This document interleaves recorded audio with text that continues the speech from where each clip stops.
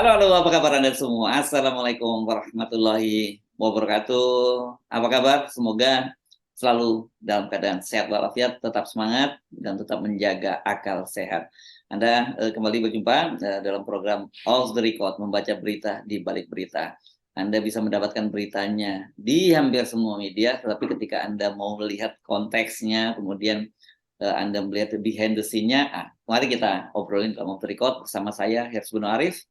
Dan saya Agi Beta, senang sekali menjumpai Anda pada hari ini. Udah hari Jumat nih, Ya, ya. Alhamdulillah ya. Dan tapi kita tampaknya masih akan membicarakan soal topik yang kemarin ya. Isunya masih Iya, tetap. tadinya sebenarnya saya pengen berhenti, Mbak, ngomongin topik ini karena jujur aja saya nganggap ini nggak bermutu sebenarnya ya berdebat ini ya, perdebatan soal Mhm. eh, JIS ini direnovasi atau tidak, JIS ini Mhm. layak atau untuk tidak untuk standar FIFA itu kan sebenarnya perdebatan bermutu, tidak bermutu yang harusnya tidak perlu terjadi gitu ya. Mhm. Tapi ternyata perdebatan itu kan ini perdebatan ecek-ecek ini sebenarnya. Ya, Mhm. Mhm. tapi kemudian kalau kita lihat ini ya memang bangsa ini bangsa ecek-ecek dan dipimpin oleh orang mereka yang ecek-ecek. Karena yang memulai perdebatan itu adalah mereka yang ada di kekuasaan, di puncak kekuasaan. Kalau kita lihat apanya ya, asbabun nuzulnya, awal mulanya kenapa muncul perdebatan soal soal JIS ini ya. Dan yang Mhm. saya kira pernyataan dari Anies Baswedan meskipun belum langsung menyampaikan itu Mhm. dikutip politisi PKS Mardhani Alisera ini Mhm. sangat menarik gitu karena Mhm. ternyata Anies menyatakan posisinya itu menurut saya harusnya memang seperti itu gitu ya, Mhm. nggak usah defensif gitu ya, dan orang yang mau bersaing dengan Anies juga nggak usah mengeksploitasi Jakarta International Stadium itu gitu ya. Kalau kan posisi kita juga gitu, kalau mau direnovasi ada kekurangan ada perbaikan ya diperbaiki aja, nggak usah kayak sekarang ribut-ribut ngomongin tidak sesuai dengan standar FIFA. Emang lu FIFA ngerti bahwa standar FIFA seperti apa? Kan gitu. Orang mau jadi tuan rumah Piala Dunia aja kemarin dibatalin, Piala Dunia U20 dari FIFA karena ribut-ribut di Mhm. sini, dan sekarang pun sebenarnya jadi tuan rumah itu kan dalam tanda petik semacam gift ya, apa giveaway Mhm. Iya. dari FIFA kan, sama aja kan begitu Mbak. Saya kira Mhm. yang makanya penting untuk kita kita bahas lagi karena menurut dalam istilah media ada newspek-nya ya, ada Mhm. cantolan barunya dengan pernyataan dari Anies Baswedan. Saya kira kita ngomongin ini satu topik ini aja udah panjang banget loh Mbak. Ya. Iya, iya betul Mas Ersul. Sebetulnya memang banyak topik yang lain. Mungkin pemirsa Off the Record mempertanyakan, kok nggak bahas soal Panji Gumilang sih begitu dari Mm-mm. 289 rekening dan kemudian Iya, ada iya. 54 atau berapa yang dibekukan begitu kan. Dan kemudian sekarang Pak Mahfud meminta BNPT dan Densus 88 untuk masuk ke sana karena indikasinya adalah ini adalah ada teroris dan sebagainya, ada apa Ada nuansa TPPU begitu juga, ya. ya ada Iya. TPPU, ada TPPO juga ya kelihatannya Betul, ya. TPPU luar biasa karena ternyata uang yang terkumpul itu ada setiap tahunnya itu ada ratusan miliar dan kemudian secara akumulatif itu mengelola pendanaan sampai triliunan dan sebagainya. Memang menarik dan kemudian soal misalnya impor beras yang gila-gilaan nih Mas Hersul. Jadi untuk tahun 2023 ini ada sekitar 300% naik daripada dibandingkan tahun kemarin gitu ya. Itu untuk semester pertama saja dan sekarang sudah mulai berlangsung kan dan sepanjang 2023 ada sekitar 2 juta ton. Tahun yang lalu, akhir-akhir tahun yang lalu kita masih ingat sekitar 500 ribu ton begitu. Dan kemudian kalau dibandingkan ini ada nuansa sepertinya ini memang ada nuansa bau-bau menjelang pemilu selalu Iya, terjadi seperti ini. ya. Jadi 2018 itu naiknya bahkan sampai 600 lebih persen pada 2018 menjelang 2019 itu kan ada pilpres, tapi sesudah Pilpres pemerintah menyatakan bahwa kita sudah swasembada beras.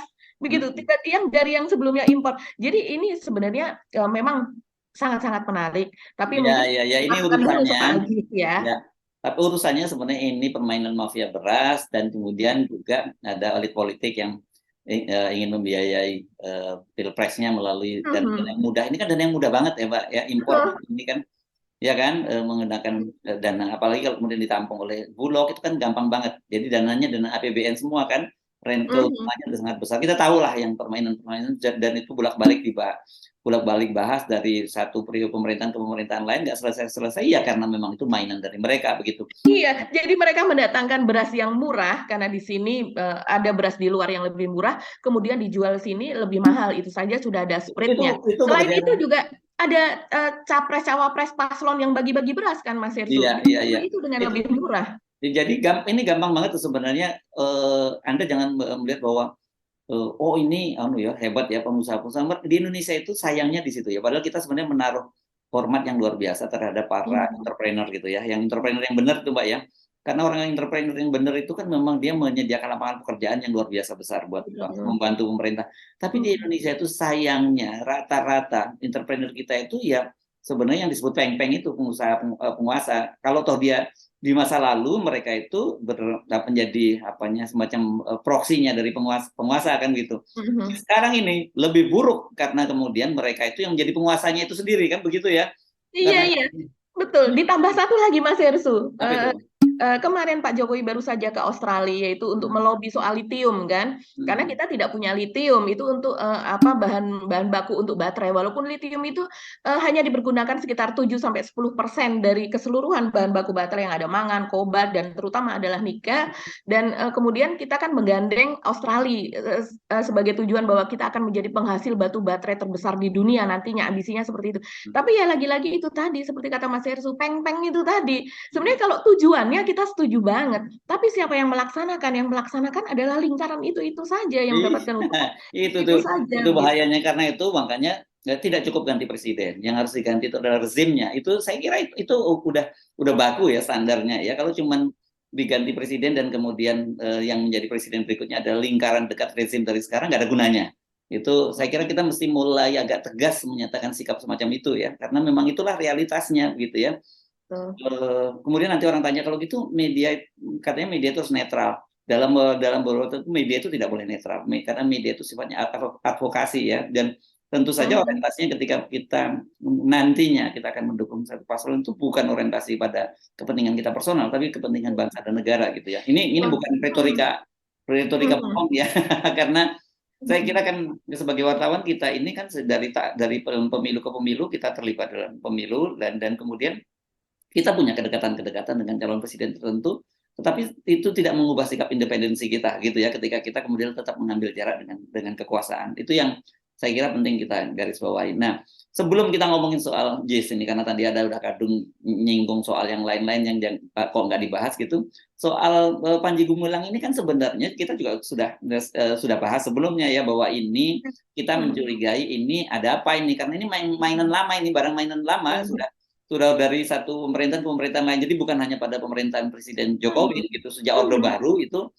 udah permainan intelijen, dan makanya waktu itu kita sebut wah ini jangan-jangan hanya sekedar pengalian isu. Dan itu ternyata juga disampaikan oleh Wakil Ketua Umum Majelis Ulama Indonesia Buya Anwar Abbas, yang dia juga skeptis gitu. Dia menyatakan ini kan secara historis, kata dia, kita punya pengalaman yang kasus-kasus begini ini berkaitan dengan biasanya kenapa jadi rame, kok ada pilpres dari rame, ada orang yang terkena kasus, para elit politik ada kena kasus korupsi di BTS rame-rame, kemudian ini muncul kasus Al Zaitun gitu. Dia kemudian bertanya ya, apakah ini juga merupakan bagian dari pengalian isu? Tapi Buya tetap menyisakan ruang bahwa ya kalau nggak mau dibilang dicurigai pengalian isu, ya buktikan bahwa itu ditindak dengan benar. Nah, mari kita lihat ya, karena kalau kita lihat arah-arahnya Pak Mahfud MD itu kencang yang soal begini nih ya, makanya kencang. Tapi kan kita juga perlu ingatkan Pak Mahfud MD. Pak Mahfud MD berkali-kali loh melukakan hal kencang beberapa kasus. Ada yang berhasil dan tapi ada yang kemudian hilang. Kalau dalam kasus Verdi Sambo, Pak Mahfud MD itu punya peran besar dalam mendorong itu kasus terbuka gitu. Tapi dalam soal tindak pidana pencucian uang yang 439 triliun di Kementerian Keuangan, itu kan sampai sekarang nggak ada kabarnya, bahkan sampai dibentuk satgas segala macam kita belum dengar kasusnya apa. Ada tanda-tanda itu dilokalisir begitu ya. Dalam kasus dengan BTS ini Pak Mahfud juga sempat bicara kan, ngomong bahwa ada aliran dana ke tiga partai politik gitu. Nah, apakah kemudian bagaimana kelanjutannya? Apakah cuma dilokalisir pada Johnny G Plate saja? Karena kemarin ada juga kan ketika seorang menteri Menpora Dito Aritejo diperiksa oleh Kejaksaan Agung yang 2 jam, kemudian besoknya ada orang misterius, sosok misterius yang mengembalikan uang 27 miliar. Jadi terlalu banyak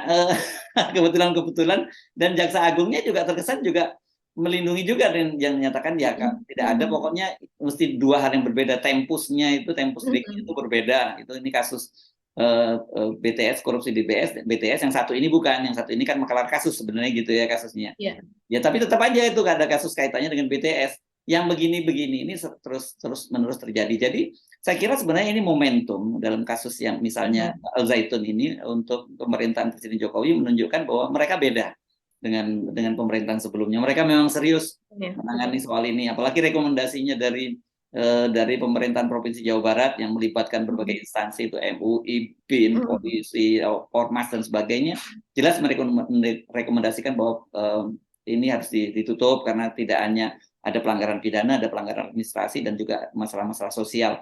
Nanti jangan kemudian ngeles lagi karena ini karena kepentingan siswanya, jadi para santri, jadi ya kita tetap pertahankan Al Zaitun gitu. Oke, kita setuju masa depan pendidikan anak-anak santri ini nggak boleh dikorbankan, kan mereka ini inosen sebenarnya ya para santri ini ya, malah menjadi korban ya Mas. menjadi korban, itu penting kita. Tapi penting bahwa kemudian jadi pertanyaan, bagaimana ada orang seperti Panji Gumilang ini bisa melakukan kapitalisasi dana yang cukup besar, dan ini sebenarnya ini soal temuan rekening yang banyak sekali sirkulasi uangnya itu besar, apa istilahnya kalau di situ, ya, istilahnya pokoknya apa ya kalau saya sirkulasi pokoknya Pak keluar masuknya besar sekali lah gitu ya. Itu. Iya, betul. Jadi seperti kayak sumbangan-sumbangan apa dan sebagainya. Dan dengan iming-iming begitu Mas Hersu. Ya. Iming-iming dan ancaman banyak juga kan gitu. Betul. Dan banyak udah laporan-laporan masa dibiarkan terus gitu kan. Kalau orang nggak cerita apa ini memang sengaja dipelihara. Nah ini saya kira momentum dari pemerintahan Jokowi dan juga reputasi Pak Mahfud dipertaruhkan di sini. Kalau hilang lagi kasusnya seperti kasusnya TPPU 439 triliun di Kementerian Keuangan, ya sama aja gitu. Itu yang saya kira kita dorong untuk itu ya Mbak. Itu ya kira-kira gitu ya Mbak Aki ya. Iya, betul sekali Mas Hersu. Jadi kita masih menunggu terus nih, karena sekarang kan sudah dari tingkat penyelidikan sudah naik ke tingkat penyidikan, tapi tersangkanya belum ada. Dan Pak Mahfud Kayak dong ini kayak pembocoran dokumen di dong, di Polda dong. Betul. Ini Penyidikan jadi tersangkanya kayak belum. semacam tren jadinya begitu ya. Kan kalau seandainya yang nyenggol-nyenggol gitu, yang sepertinya di situ akan ada pejabat yang kesenggol apa dan sebagainya, itu sepertinya jadi dibuat yang seperti itu begitu. Tapi kalau menurut kata Pak Mahfud, mungkin dalam beberapa saat lagi itu akan ada tersangkanya. Ya iyalah, ini kan nilai uangnya sangat fantastis. Kemudian korbannya itu tidak hanya ratusan tapi ribuan, laporannya juga banyak. Saksi-saksi hampir tiap hari diwawancara di televisi nasional, dan mereka mengatakan mengungkap segala macam yang sebelumnya tidak kita ketahui begitu. Dan kesaksiannya spektakuler banget kan, karena itu terjadi di tempat yang kita sebut sebagai pondok pesantren gitu kan Mas Hersu. Jadi aneh kalau seandainya sampai saat ini memang belum ada tersangka, bahkan mungkin tersangkanya sebetulnya cukup banyak, karena Panji Gumilang ini kalau menurut para saksi itu memiliki kaki tangan yang banyak begitu Mas Hersu, dan juga tersebar. Mereka juga tidak hanya ada di dalam tapi juga ada di luar. Para tokoh yang ada tidak hanya di pesantren tapi mereka tersebar ada di luar begitu. Ya kita tunggu saja bagaimana kelanjutannya. Tapi kalau kita kembali lagi kepada, kita mungkin mengamati soal JIS ini ya Mas Hersu. Ini ada update begitu kan. Kalau kemarin-kemarin kita hanya dari berdasarkan suaranya Pak Basuki, suaranya Pak Erick Thohir begitu kan. Terus kemudian juga pendapat dari ahli rumput begitu, agronomi yang Pak Kamal Mustaqim itu. Nah, kalau sekarang sudah ada jawaban rupanya dari Anies Baswedan. Tapi memang tidak diposting langsung oleh Anies, karena kalau Pak Ganjar kita ketahui sudah pulang ke Indonesia ya. Tapi kalau Anies saya baca mungkin sekitar tanggal 8 atau 9 bulan ini baru akan sampai ke sini, karena dia ada perjalanannya sepertinya masih tetap berlangsung di sana dan bertemu beberapa tokoh. Nah, ini saya melihat di Twitter dari Pak Mardhani Alisera. Pak Mardhani Alisera ini salah satu pimpinan dari PKS ya, dan dia memang cukup aktif sebagai pegiat media sosial. Dia mencuit seperti ini kemarin. Mas Anies Baswedan bilang JIS bukan miliknya, tapi milik bangsa Indonesia, karya anak bangsa. Jika mau direnovasi, monggo. Namun ojo kesusu dan menghakimi, biarkan FIFA yang menilai. Setorkan saja 6 stadion RI, lalu cek apa rekomendasinya. Jika harus ada perbaikan, maka ikuti saja. Itu yang dia katakan. Nah, begitu. Dan dia mention @Anies Baswedan yang artinya entah saya tidak tahu apakah dia sudah menelpon langsung, berbicara langsung, ataukah Pak Anies menitipkan ini karena dia tidak mau terlibat polemik ketika dia masih berada di tanah suci, begitu kan? Saya rasa memang karena faktor dia masih berada di sana ya, sehingga agak aneh kalau dia mengomentari juga yang ada di ya, sini. ya. Saya sepakat dengan Anda ini satu ini kan kalau kita amati gaya-gaya Anies Baswedan seperti itu ya. Ingat ketika Mhm. kemarin soal haji ya, ketika dia dibully habis soal Iya. haji bagaimana itu dia diam saja tidak bicara apapun ya waktu itu memang menjelang rangkaian haji ya terutama Armina ya kalau Mhm. ke haji itu kan orang pasti fokusnya itu Arafah, Arafah, Musdalifah dan Mina itu kan haji itu kan di Mhm. situ ya, yang Mhm. intinya haji di situ. Dan Mhm. biasanya orang kalau kayak gitu udah tinggalkan semua urusan dunianya. Jadi dia diam saja. Tapi kan begitu selesai kemudian dari Arafah dan Mina arti rangkaian haji itu sudah selesai baru kemudian dia tidak menjawab langsung itu dengan munculkan dia ikut ada mention foto dia dengan panggilan MBS dan dengan begitu Mhm. itu semua selesai kan apa isu itu. Nah, sekarang saya kira gitu juga mungkin polanya dia lewat Mardhani Alisera gitu.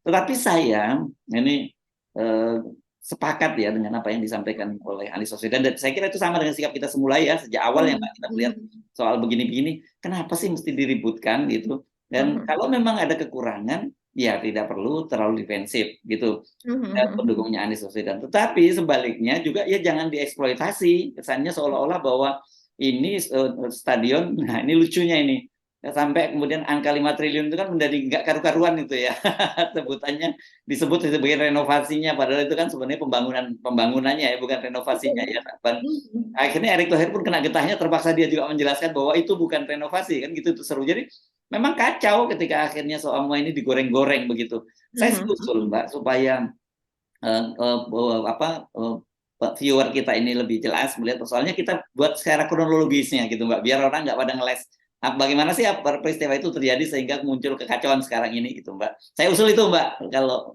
Mbak Adi lagi setuju Iya, iya, iya. Jadi kita lihat timeline-nya ya Mas Hersu. ya Untuk timeline namanya ya Iya, kita lihat timeline-nya. Ini pada tanggal 23 Juni itu penunjukan dari FIFA kepada Indonesia agar sebagai tuan rumah pengganti lah dari Peru. Kan sebelumnya itu Peru yang ditunjuk begitu, tapi kemudian karena tidak bisa menyediakan infrastruktur dengan baik begitu, kemudian kita yang ditunjuk. Ini sama saja dengan kemarin U20 di mana kita yang ditunjuk tapi karena terjadi ribut-ribut di sini akhirnya Argentina yang ditunjuk Ya, ya, begitu. ya. Dan Nah, sorry saya salah dikit. Saya kira mungkin agak logis penunjukan oleh FIFA ini bagaimanapun juga Pak FIFA pasti tahu loh kemarin kan sebenarnya mereka ini udah siap loh dengan infrastrukturnya karena mau menyelenggarakan U20. Jadi nggak akan seburuk apa yang terjadi di Argentina. Kira-kira gitu ya. Di samping itu kemudian semacam ya pelipur lara lah bagaimanapun ya Indonesia anggota FIFA dan dia sudah kerja keras tapi kemudian dibatalkan. Ya, sekarang diberilah U17. Saya kira begitu cara berpikirnya dari FIFA ya Mbak ya. iya, iya, iya seperti itu saya rasa Mas Ersu. Apalagi dia tahu kan, dia sudah melakukan peninjauan ke Indonesia, begitu ya. Itu kan sudah jauh-jauh hari sebelumnya. Jadi melakukan peninjauan, melakukan rekomendasi, begitu. Dan rekomendasinya itu dicatat, kemudian dilakukan perbaikan-perbaikan, begitu. Dan sesudah itu dilihat lagi dan kita memang sudah siap sebetulnya, begitu. Itu kan itu bulan Maret ya, ketika itu di cancel. Padahal seharusnya berlangsung itu bulan Mei pada waktu itu U20. Nah, kemudian ini sedikit saja diselenggarakan di Argentina dan ternyata pihak Argentina menyelenggarakannya juga tidak maksimal karena lapangan yang berlumpur yang dikatakan sebagai lahan peternakan bahkan lahan pertanian mendapatkan banyak ejekan tapi itu stadion juga stadion nasional kebanggaan mereka stadion Diego Maradona begitu ya yang sangat terkenal begitu. Nah, ini kemudian yang kemudian dibandingkan dengan JIS itu tadi karena yang mencuat adalah JIS bukan Iwayan Dipta, bukan Jalak Harupat dan sebagainya. Nah, kita kembali ke timeline. Dari tanggal 23 itu kita ditunjuk oleh FIFA sebagai negara penyelenggara Piala Dunia U17. Nah, kemudian pada tanggal 26 itu Pak Jokowi itu melakukan peninjauan di Pasar Palmerah Jakarta Barat dan kemudian di sela-sela acara tersebut gitu Pak Jokowi memberikan pernyataan Mas Irsu antara lain seperti ini kalau jelasnya yang dikutip oleh pers ya. Ya nanti kan dicarikan solusi. Stadion kita kan juga bukan hanya GBK, yang lain kan ada. Ada JIS kan ada di Manahan ada di Jalak Harupat ada. Banyak. Ada di Surabaya, Stadion Bung Tomo ada juga. Wong stadion kita nih banyak kok yang sudah siap. Begitu kata Pak Jokowi. Nah, tapi kemudian ini berkaitan dengan bahwa penyelenggaraan Piala Dunia U17 itu terselenggara pada tanggal 10 November sampai dengan 2 Desember, kan begitu Mas Hersu. Nah, terus kemudian itu ternyata pada tanggal 15 November Stadion GBK itu dipakai untuk konser Coldplay. Sehingga tadi konteksnya adalah Pak Jokowi mengatakan demikian karena GBK tidak bisa dipakai. Kan stadion yang lain masih banyak. JIS ada, dia mengatakan demikian. Nah, itu perkataan oleh Jadi Pak. Pak Jokowi yang pertama kali menyebut itu ya, yang ke publik ya, JIS itu Betul, ya. Oke. betul. Pertama kali Pak Jokowi yang menyebut soal JIS ini begitu pada tanggal 26. Kemudian diberitakan oleh pers begitu bahwa Pak Menteri Olahraga Pak Dito Aryo Tejo menyebutkan bahwa Pak Jokowi memerintahkan agar JIS direnovasi sesuai dengan standar. Saya tidak tahu, ini kan percakapan antara Pak Presiden dengan menterinya, bukan di hadapan media. Apakah betul kutipannya seperti itu, bahwa Pak Jokowi memerintahkan renovasi? Kok Pak Jokowi tahu ya bahwa JIS harus direnovasi? Bahkan Pak Jokowi mengatakan direnovasi sesuai standar. Apakah sudah tahu bahwa JIS tidak sesuai standar? Ini kan menjadi pertanyaan juga, Mas Hersu, bahwa kemudian kita ketahui perkataan renovasi dan harus direnovasi sesuai standar atas JIS itu pertama kali dilontarkan oleh Pak Jokowi, dikutip oleh Pak Menpora Dito Aryo Tejo. Dan kemudian itu bergulir, pers tentu saja mengejar PSSI dan dalam hal ini adalah Pak Erick Thohir dan juga Pak Menteri PUPR karena selama ini kan menteri terkait yang secara teknis memperbaiki semua stadion katanya ada 22 sekitar itu ya, itu adalah pekerjaan dari Pak Menteri PUPR. Kemudian pada tanggal 4 Juli, nah ini setelah polemik-polemik sekian hari, akhirnya diputuskan mereka meninjau JIS gitu bersama dengan dua menteri itu, Pak Erick Thohir, Menteri BUMN, sekaligus merangkap Ketua Umum PSSI dan juga Pak Basuki Hadi Mulyono sebagai Menteri PUPR, ditambah dengan Pak Heru Budi sebagai PLT Gubernur DKI dan juga katanya ada ahli agronomi itu tadi yang dikatakan Pak Mustaqim itu tadi, Mas Heru, yang ternyata dia adalah vendor yang selama ini Kamal Mustaqim ya. Kamal Mustaqim gitu. Kamalnya pakai Q ya, Kamal begitu Mustaqim. Nah, itu yang selama ini memang dikenal sebagai vendor gitu yang menangani rekanan lah dari Menteri PUPR. Nah, ini yang kemudian menjadi polemik. Nah, di situ kemudian diputuskan saat itu juga bahwa tidak sesuai. Tidak sesuai dengan standar FIFA. Nah, ini yang Tapi saya dipertanyakan. potong sedikit Mbak Agia kan, tapi mundur sedikit sebelum akhirnya nunjuk itu kan sempat juga ribut-ribut soal akses pintu masuk gitu ya, yang ya, tadinya orang bingung sebenarnya pintu masuk kemana, pintu masuk ke kawasan atau pintu masuk ke stadion gitu ya, karena orang bingung, wih gila banget ya kalau stadion dengan kapasitas 82.000 hanya satu pintu masuk kan begitu. Dan ingat saya sendiri sempat ke sana kan, sempat nonton waktu soft launching ya, ada pertandingan waktu itu U20 juga ya yang bertanding klub terkenal itu gitu. Belum seingat saya banyak sekali itu pintu masuknya begitu kan. Dan itu kan yang saya kira kemudian juga dari rame, dan kemudian Jack Pro itu kemudian membuat video-video, membuat press release bantahan-bantahan kan, itu yang saya kira ramenya mulai di situ kan sebelum sampai ke rumput itu Mbak Agi. Iya, iya, betul sekali. Jadi akses, jadi begini, kita kalau melihat sebuah infrastruktur yang dibangun, Mas Hersu, itu tidak bisa bekerja sendiri. Itu terjadi dimanapun begitu ya. Kalau seandainya sebuah gedung misalnya yang sangat sederhana, saya melihat misalnya itu gedung pemerintahan yang dipindahkan. Maka ketika gedung pemerintahan itu dipindahkan dari satu lokasi ke lokasi yang lain di daerah ini ya, kemudian itu menggandeng juga PUPR, dalam hal ini dinas-dinas yang terkait di bawahnya, agar menyediakan transportasi publik yang mengarah ke situ. Terus kemudian stasiun-stasiun, terus halte apa dan sebagainya. Jadi semuanya itu dikerahkan. Itulah yang namanya kerja keroyokan, memang harus seperti itu, terkonsolidasi. Nah, dalam hal ini, JIS ini sepertinya memang itu tidak terjadi dalam hal ini, Mas Hersu. Jadi ketika JIS itu memiliki 4 pintu akses, hanya satu pintu akses saja yang itu bisa digunakan sejauh ini. Ada satu lagi pintu katanya, tapi itu memang yang paling sering itu adalah pintu ram barat ini. Ya, tidak terjadi atau dibiarkan sendirian gitu. Iya, bisa kita katakan demikian karena memang kan keinginannya Pemprov sebelumnya, yaitu di masa Anies itu yang ada salah satu pintu yang terakses begitu ya Mas Irsu kepada LRT nantinya, tapi kan LRT memang belum berjalan. Terus kemudian ada dari komuter lain itu yang dibuatkan stasiunnya di dekat situ, tapi ternyata sampai sekarang belum dibuatkan stasiunnya. Dan sekarang setelah ribut-ribut sekarang ini tampaknya itu akan dibuatkan stasiunnya di situ rencananya begitu. Dan akses-akses yang lain sepertinya misalnya kendaraan umum, busway dan sebagainya itu baru kemudian ada 2 koridor begitu dari Harmoni dan satu lagi dari mana saya lupa, itu yang kemudian mengakses kepada ke arah JIS gitu. Nah, ini yang tidak bisa dikerjakan sendirian, apalagi stadion sebesar itu begitu Mas Hersu. Dan jadi pasti ini ada kaitannya dengan pemerintahan pusat gitu ya.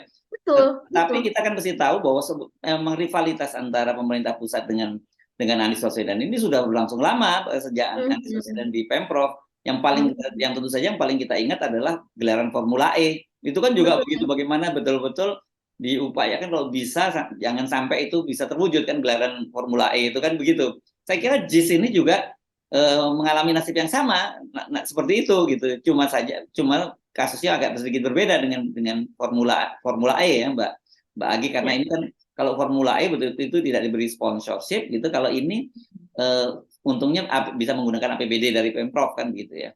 Iya, dan Formula E ini sudah jelas-jelas begitu menunjukkan posisi Erick Thohir sebagai Menteri BUMN.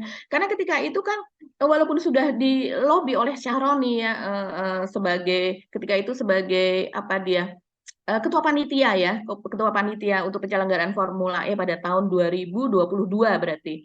Nah, itu dia betul-betul kekeh tidak mau memberikan begitu, dan di bawahnya semua BUMN tidak ada yang memberikan. Padahal BUMN itu memberikan sumbangan untuk Mandalika kan itu hampir bersamaan, itu triliunan begitu. Belum lagi dana dari APBN yang mencapai jika dijumlahkan itu hampir 6 triliun.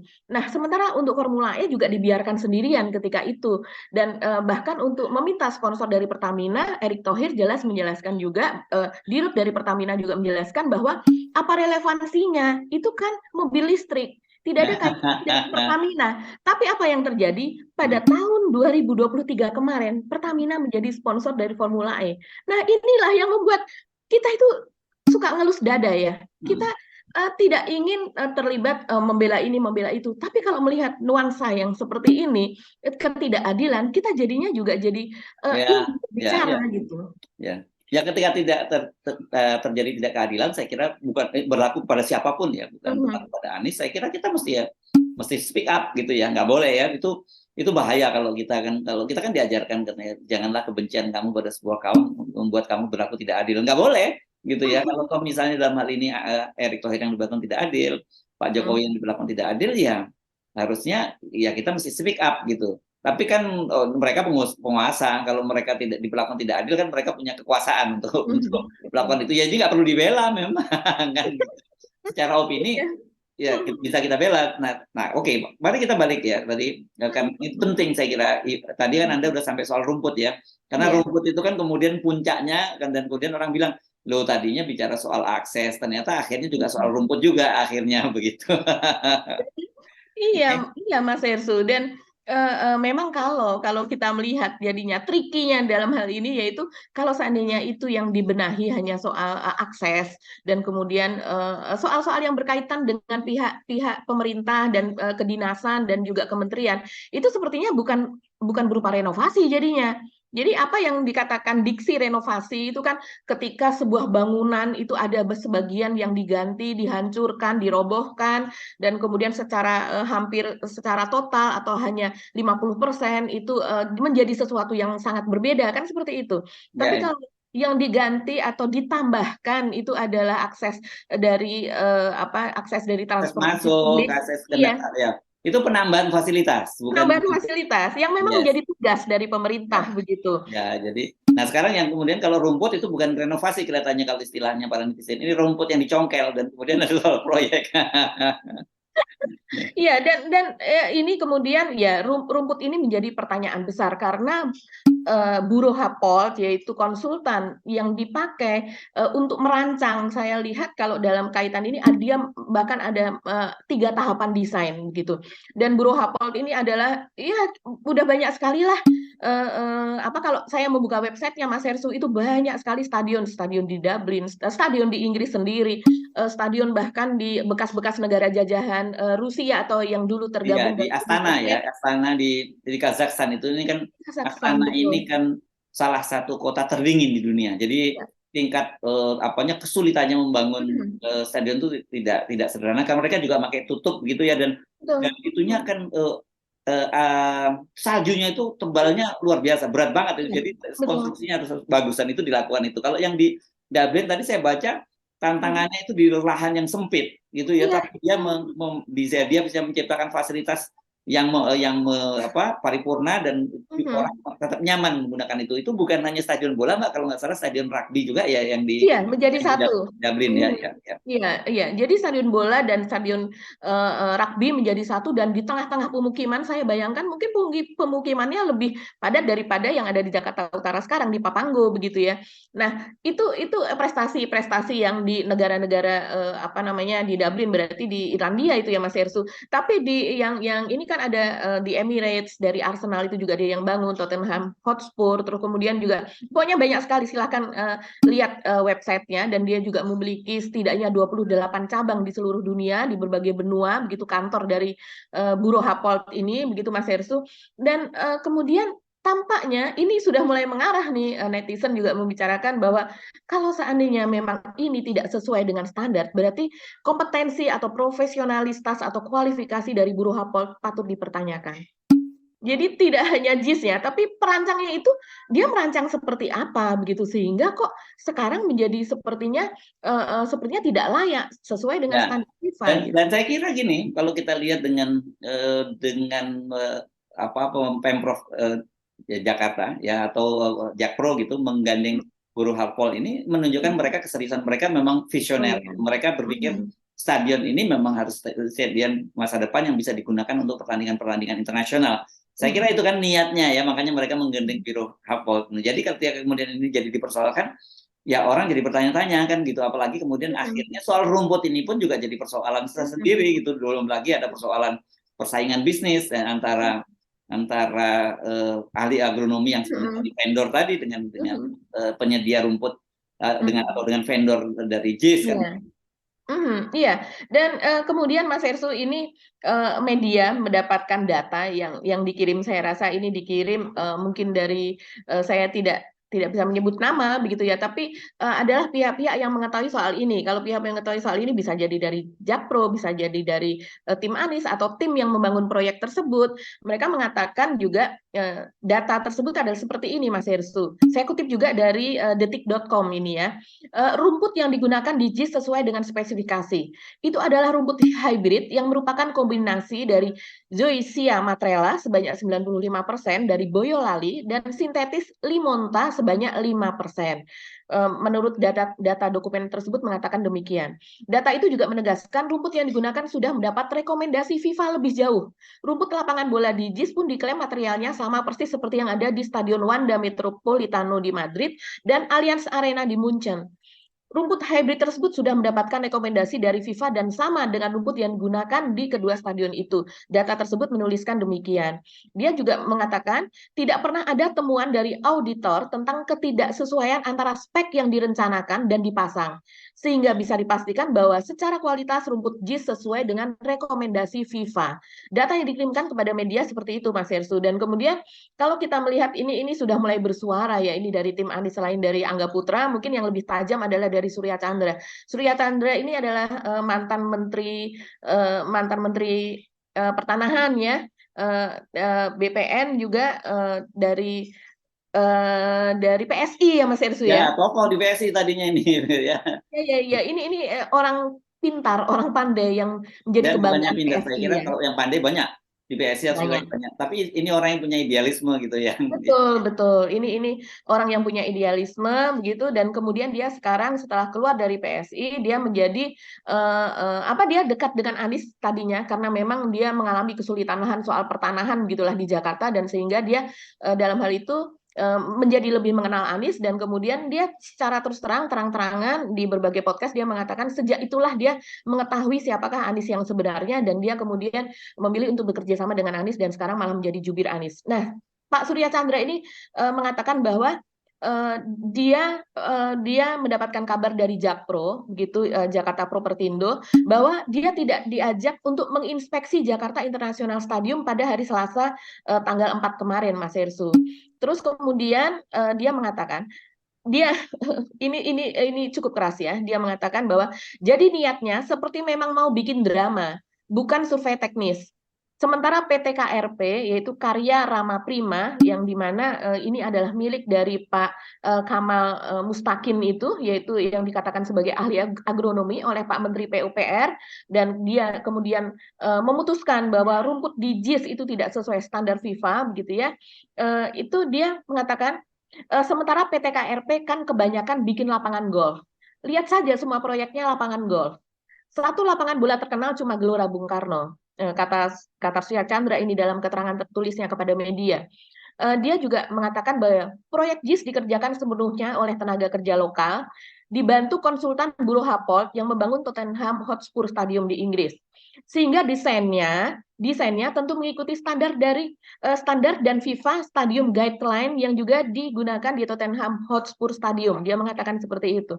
Lebih jauh, dia malah Surya ini menuding bahwa ada motif politik dan bisnis di balik inspeksi JIS tersebut, Mas Hersu. Dia mengatakan seperti ini. Dia menyoroti sikap dua menteri itu dan juga membawa kontraktor rumput begitu, justru dianggap tidak etis ketika seseorang yang memiliki kepentingan bisnis diminta untuk memberikan evaluasi. Dan lebih parah lagi, baru sekali berkunjung, tiba-tiba sudah keluar nilai proyek 6 miliar. Itu mau perbaiki JIS atau mau cari proyek rumput? Ini dia mengatakan lagi seperti ini, saya teruskan ya. JIS sendiri saat ini memiliki 1.200 parkir yang diprioritaskan untuk tim, penonton dengan disabilitas, VVIP, dan undangan khusus. JIS juga didukung kantong parkir yang berada di area sekitar seperti Rumah Sakit Sulianti Saroso, Kemayoran, dan Ancol. Jadi jangan sampai hanya karena syahwat kekuasaan yang berlebihan, kita merusak demokrasi dan terutama mendiskreditkan karya anak bangsa sendiri. Oke, ini menarik sekali ya. Dan saya tadi di tengah-tengah kita diskusi itu, Mbak Agi, saya chatting ini Pak Mardhani Alisera gitu. Saya pikir beliau sudah ada di Indonesia, ternyata beliau masih ada di Madinah. Dari Madinah ini kalau di Indonesia selisihnya 4 jam ya, begitu saya kira ya. Kalau jam sekarang ya memang mereka masih ya pokoknya selisih 4 jam lah dengan kita di Indonesia. Dan Pak Mardhani tadi menyatakan bahwa apakah ini pendapat, saya tanya apakah ini pendapat Anies atau pendapatnya Pak Mardhani. Dia tanya, oh bukan itu, saya tanya tadi apakah Anda ketemu dan ini pendapat Anies. Dia bilang begitu, bukan, saya memang ketemu sama Pak Anies di Madinah, tapi tidak bicara soal JIS. Jadi kalau gitu soal mau direnovasi dan sebagainya itu dipersilakan, monggo, itu pernyataannya Pak Anies atau pernyataan Mardhani. Saya bilang gitu, dan dia menyatakan itu pendapat saya gitu, tetapi saya mention Pak Anies Baswedan. Itu jadi Mbak, faktanya seperti itu. Gitu. Iya, jadi itu sebagai sebuah sikap juga dari PKS berarti ya, karena sebelumnya Muhammad Iqbal jubir PKS juga mengatakan hal yang sama soal tidak etis apa dan sebagainya, walaupun di cuitan itu tidak membicarakan soal itu, tapi mengatakan soal itu. Jadi itu lebih nuansanya kepada suara dari partai pendukung Anies gitu ya, Mas Hersu. Ya. Oke. Tapi apapun, saya kira memang harus seperti itu ya sikapnya ya, harus tidak seperti sama dengan posisi kita ya. Sekali lagi mesti kita ulang-ulang terus gitu ya. Jangan, kalau tuh ada kekurangan jangan terlalu dieksploitasi, karena bagaimanapun juga kan itu adalah sekarang sudah jadi milik warga Jakarta, milik bangsa Indonesia begitu ya. Yang kedua, kalau tuh ada kelemahannya, ada kekurangannya, ya nggak usah defensif juga gitu. Tapi saya kira kemudian narasi defensif itu ya karena mereka merasa diserang. Itu yang pendukung Anies merasa diserang. Nah, yang begini ini mestinya kita akhiri, kita sama-sama lah rayakan ini, karena bagaimanapun sepak bola itu kan ini hal yang paling banyak ditunggu-tunggu oleh mayoritas rakyat Indonesia, meskipun mereka tidak jadi menyaksikan pertandingan 20, tapi 17 oke lah begitu ya. Dan saya kira ini juga kalau terselenggara dengan baik, nantinya yang akan dapat nama itu kan Pak Pak Erick Thohir tentu saja sebagai Ketua Umum PSSI, Pak Jokowi juga dapat di situ, bangsa Indonesia juga dapat, gitu loh ya. Ya, Tapi kalau seharusnya semua seperti diribut itu. ini jadi tercoreng, jadi nggak lega gitu loh kita menyambut U17 nanti kemudian yang pendukung Anies Baswedan memboikot U17 karena supaya nggak sukses kan jadi nggak bagus juga jadinya kan gitu Mbak Gia. Iya, iya, dan kita sepertinya melihat nuansa yang lebih adem gitu ya. Justru dari PLT Pak Heru Budi nih Mas Hersu. Oh Pak Heru Budi. Ya, Pak Heru Budi, ketika kemarin mengikuti peninjauan itu, walaupun dia sebagai penguasa Jakarta saat ini, yang artinya JIS ini kan juga ada di bawahnya dia, begitu kan. Walaupun dikelola Jakpro, Jakpro ya ada di bawahnya Pemda, begitu. Dan dia tidak mengeluarkan nuansa-nuansa menyerang, dan kemudian dia juga standar bahwa dia mengikuti saja apa yang di ini. Dan terakhir itu dia mengatakan bahwa status JIS saat ini adalah menyempurnakan apa yang sudah sempurna. Jadi, Aha, ya tepatnya dia mengatakan begini, mudah-mudahan JIS itu masuk dalam FIFA. Makanya yes. kami sama-sama menyempurnakan yang sudah sempurna. Ya, JIS ya enak baik tuh. kok. Iya, iya, ini enak. JIS sudah baik kok, tinggal kami sempurnakan untuk bisa dipakai FIFA seterusnya. Dia Yes, mengatakan demikian di gedung Kementerian Sekretariat Negara enak. ini menarik apa yang dia Enak, katakan. enak dan jangan kayak Pak Erick Thohir langsung ngajak salaman bahwa bilang bahwa nanti kalau salaman maksudnya kan taruhan lah gitu ya kalau di FIFA datang pasti akan ditolak. Ya biarkan saja, serahkan aja ke FIFA. Kenapa kok kita mesti yang merasa lebih ngerti daripada FIFA ya, serahkan pada FIFA nanti kemudian apa rekomendasi yang FIFA diperbaiki saja, nggak perlu ribut-ribut dan menimbulkan kegaduhan seperti sekarang ini karena orang kemudian kan pasti juga mengkait-kaitkan posisi Erick Thohir itu sebagai calon wakil presiden gitu ya, yang dia sendiri sekarang lagi kelihatannya cari seat di sana sini ya, kalau enggak seatnya di Prabowo ya dia cari seat di Ganjar Pranowo. Jadi ini sebenarnya agak bingung nih kita lihat ya, ini jadi apanya apa ya gitu ya, orientasinya untuk menjadi calon wakil presiden. Biasanya kan orang kalau menjatuhkan pilihan ya saya akan dukung Anies, saya akan dukung Ganjar, saya akan dukung Pak Prabowo begitu. Kalau ini enggak, kalau Pak Erick Thohir ini ya kalau kira-kira seat karena direcokin atau ditolak oleh PKB gitu, sekarang dia berusaha untuk mendekat pada Ganjar. Kan baru saja ketemu dengan Ganjar Pranowo ya Mbak Iya, Agi. iya, iya. Ini masuk ke dalam timeline itu Mas Irsu. Kita Ya, teruskan masuk sedikit timeline. timelinenya ya.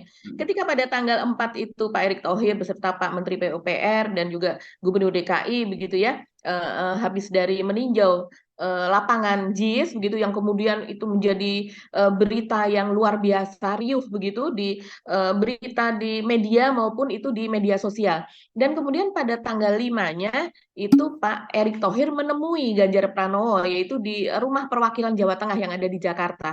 Dan di situ memang diakui sebagai apa namanya diakui oleh Sekjen PDIP Hasto begitu, Hasto Kristianto, yaitu sebagai pendekatan secara personal. Jadi dideket-deketin dulu karena ini adalah salah satu kandidat dari Nah, capres yang potensial yang saat ini kalau menurut survei ya, ini survei yang dipercaya memang dari pihak Ganjar, buzzernya dan sebagainya, biasanya ini mereka mengacu kepada hasil survei. Salah satu survei yaitu dari indikator politik itu mengatakan bahwa memang elektabilitas dari Pak Erick ini dari sejak Desember tahun yang lalu hanya sekitar 8,8%, sekarang itu sudah meningkat 12 sekian persen Mas Hersu, jadi naik 4%. Itu ya. kalau seandainya dikecilkan lagi begitu menjadi 9 kandidat, dia bahkan sudah naik 2%, jadi sekitar 6%. Nah, Nah, dan dari naiknya ini di apa ya di dalam survei ya saya kira di ya. dalam di dalam survei ya, dan kita tidak tahu yang kenyataan yang seperti apa, tapi dikatakan ini kan orang kalau yang sudah masuk ke situ apalagi namanya sebagai 4 besar katanya. Yang pertama itu adalah Sandiaga Uno, terus yang pertama Ridwan Kamil, yang kedua Sandiaga Uno, yang ketiga AHY, yang keempat adalah nama dari Erick Thohir ini. Nah, ini yang kita melihat nuansanya memang bisa jadi biasanya kita melihat tim pemenangan itu memang walaupun itu positif atau negatif, tapi kandidatnya adalah harus selalu muncul di permukaan begitu Yes, Mas oke Hersu. ya. Dan kemarin sudah ketemu dengan Hasto Ya, begitu. Dan satu lagi ini Mas Hersu, satu lagi. Dan setelah tanggal 5 ketemu dengan Hasto dan ada pernyataan itu begitu dia sebagai salah satu kandidat kuat dari cawapresnya Hasto, ternyata kemarin pada tanggal cawapresnya Ganjar maksudnya. Iya, betul, sebagai apa cawapres dari Ganjar begitu ya. Dan kemudian kemarin pada tanggal 6 ini menarik juga, ini rame apa, diperbincangkan oleh media, yaitu pernyataan dari Exco PSSI Arya Sinulinga yang juga sekaligus sebagai staf khusus dari Pak Menteri BUMN Erick Thohir. Jadi dia mengungkap bahwa di PSSI saat ini sedang apa namanya menanggung hutang hampir 100 miliar Mas Hirsu, dan hutang tersebut apa berkait dengan utang itu posisi PSSI ini bahkan disomasi dan juga diancam. Ini luar biasa, siapa yang berani mengancam ya? Disomasi, diancam begitu, harus segera melunasi hutang-hutang tersebut. Dan kemudian antara lain hutang tersebut itu adalah berkaitan dengan biaya hotel, berkaitan dengan akomodasi, tiket begitu ya, biasanya tiket-tiket pesawat, dan kemudian juga dana untuk pemain naturalisasi yang tidak dibayar beserta dengan agennya dan sebagainya, dan itu dibuat oleh pengurus sebelum Pak Erick Thohir ini. Nah, dia tidak menyebutkan nama Pak Muhammad Iryawan atau Pak Iwan Bule, tapi dia dengan mengatakan bahwa 4 tahun pengurus yang sebelumnya, begitu ya, tentu mengacu kepada Pak Iwan Bule yang saat ini kita tahu sudah bergabung dengan Gerindra dan seringkali nempel ke Pak Prabowo begitu. Ya, ya, ya. Apakah ini juga ada kaitan dengan politik, mulai downgrade Prabowo lewat Pak Iwan Bule? Itu jadi pertanyaan juga yang menarik ya. Betul. Ya, tetapi saya kira sebenarnya kalau kita lihat pertemuan antara Ganjar dengan Erik ini sebenarnya sama-sama pertemuan dua orang yang mulai desperate gitu ya dalam situasi yang seperti ini, karena kan kita tahu PDIP juga ini kesulitan sekali ya mencari menarik Iya, iya. partner koalisi gitu, karena ya tadi itu eh, sebenarnya nggak ada gunanya juga Erik Thohir bertemu Pak Ganjar di match-matchkan, itu kan sebenarnya cuma bahasa hasto aja, karena realitasnya sebenarnya kalau mau jadi cawapres ya ketemunya Ibu Megawati, bukan ketemunya Ganjar gitu. Percuma juga. Ini dua pintu pertama ini baru Ganjar, setelah itu baru ketemu lagi Ibu Megawati, kan percuma juga. Yang saya lihat juga PDIP ini kan sekarang mengendorse, semua orang disebut sebagai calon presiden potensial ya, bahkan sampai Andika Perkasa juga disebut, Pak Mahfud MD, macam-macam, banyak sekali orang sebut itu. Dan juga ini tidak lepas, saya kira tadi itu penolakan yang sangat keras dari PKB untuk proposal yang diajukan oleh PAN agar Erick Thohir yang digandeng oleh Pak Prabowo sebagai calon wakil presidennya. Ini yang paling keras kan PKB, tapi kan Golkar juga pasti diam-diam juga tidak akan menyetujui kalau Erick Thohir yang jadi calon wakil presidennya, harus Airlangga. Saya kira ini memang tidak bisa dilepaskan dari nuansa politik ya Mbak ya, keribut-ribut semua itu akhirnya ujungnya seperti itu. Tapi yang bagi kita yang sekali lagi kita garis bawahi, silahkan bersaing pada pilpres yang akan datang itu dengan cara yang fair. Jangan menghambat orang lain untuk berkompetisi, dan kemudian kalau kemudian sudah orang itu bisa lolos berkompetisi, kemudian dilakukan pembunuhan karakter, kemudian black campaign, bukan negatif campaign ya. Negatif campaign boleh dilakukan. Tapi kalau black campaign seperti sekarang ini nggak bagus gitu ya. Kalau orang kan selalu ngomong Gusti Allah membuat sari gitu. Tapi kalau sekarang di Indonesia, saya kira, mohon maaf, saya tidak ingin membandingkan antara Allah dengan netizen ya. Di Indonesia itu netizen tidak sari gitu, karena dari pagi sampai ke pagi terus hanya membahas soal ini gitu ya Mbak ya. Dan kita tinggal pagi-pagi buka-buka semua, dan kita tinggal pulung-pulung saja apa yang masih yang mereka lakukan. Itu ya Mbak Agi ya. Iya, ramai sekali, dan yang menarik adalah sebetulnya di antara sekian netizen itu banyak pengamat Mas Hersu, banyak Yes, pengamat bola, jangan dianggap seperti ecek-ecek ya. nggak bisa dianggap ecek-ecek. Seperti Yes. misalnya Bung Tommy Welly itu saya kenal baik begitu ya, karena kami dulu satu kantor begitu. Itu dari 30 tahun yang lalu dia memang sudah berkecimpung di bola. Jadi bukan orang yang baru saja masuk ke bola. Dia tahu begitu bagaimana yang bisa memberikan nuansa-nuansa dan lebih fokus begitu apa sih yang sebenarnya terjadi, dan saran-sarannya begitu juga dengan Bung Kusnaini. Kemudian ada Tio Nugroho, saya lihat di podcastnya itu Tio TV begitu ya, itu menarik. Sebaiknya dari PSSI atau mereka yang berkaitan dengan ini, tontonlah itu suara-suara para pengamat yang memang terjun di dunia olahraga terutama sepak bola sudah puluhan tahun. Oke, baik Mbak Agi, kita mesti akhiri perbincangan kita kali ini ya Mbak Agi. Ya, sampai ketemu lagi awal pekan depan. Awal pekan depan, hari Senin ya. Selamat menikmati akhir pekan. Saya Haris Arif. Dan saya Agi Beta, terima kasih atas perhatian Anda. Tetap salam 0%. Wassalamualaikum warahmatullahi wabarakatuh.